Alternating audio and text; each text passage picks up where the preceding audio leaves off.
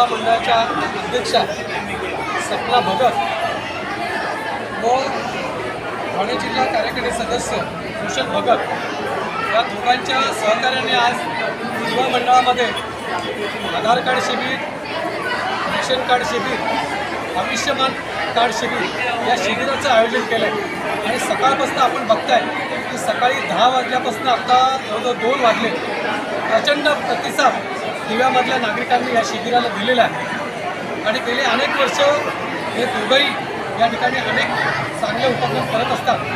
नागरिकांच्या दिवा भागामधली जवळजवळ लोकसंख्या 2 ते 2.5 लाखाच्या घरात गेलेली आहे आणि नागरिकांच्या प्रचंड समस्या आहेत। आज रेशन कार्ड काढायला जरी गेलो आपण डिस्ट्रिक्ट ऑफिसला तर त्या ठिकाणी महिनाभर लागतो आहे, परंतु या ठिकाणी एक रेशन जे प्रशासनामधले अधिकारी आले त्यांचं मनापासून या ठिकाणी अभिनंदन करतो।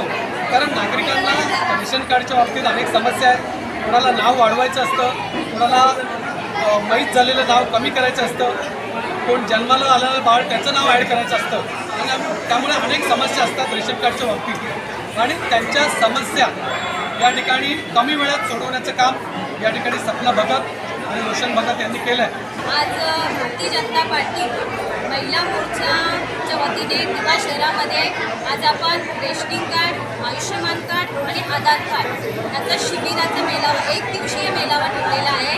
आणि आज सकाळी 10 वाजल्यापासून उत्स्फूर्त असा नागरिकांचा प्रतिसाद मिळालेला आहे। रेशन कार्ड आणि आधार कार्ड ज्या आपल्या सरकारच्या ज्या योजना येतात, बऱ्याचशा नागरिकांना त्या योजनांचा लाभ घेता येत नाही।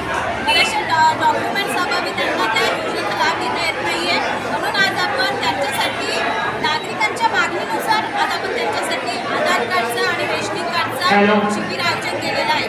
रेशनिंग कार्डच्या शिबिरामध्ये आपण रेशनिंग कार्डच्या शिबिरामार्फत आपण रेशन कार्डवर नाव चढवणे, नाव कमी करणे, त्याचबरोबर नवीन रेशन कार्ड काढून देणे, त्याचबरोबर आयुष्यमान कार्डचं स्मार्ट कार्ड आपण नागरिकांना मोफत देत आहोत।